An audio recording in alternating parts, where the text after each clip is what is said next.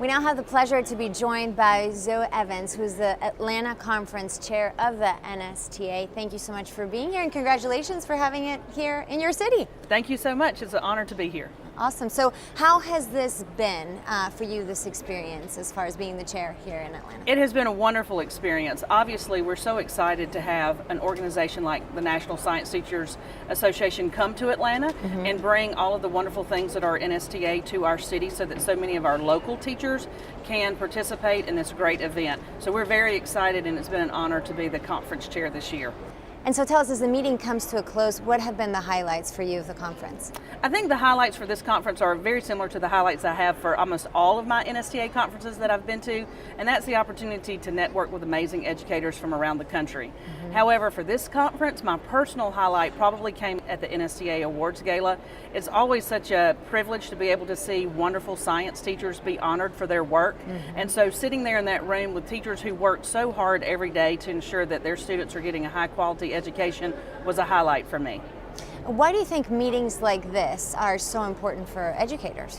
I think they're important for two reasons. For one, obviously the professional development. It gives you an opportunity to leave your classroom, leave the demands of the job, take a break, and really think about your craft and how you can improve yourself as an educator.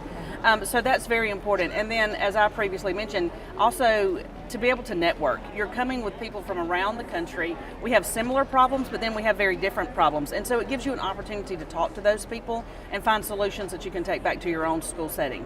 And so what do you hope these educators will take back home so they can implement on their everyday?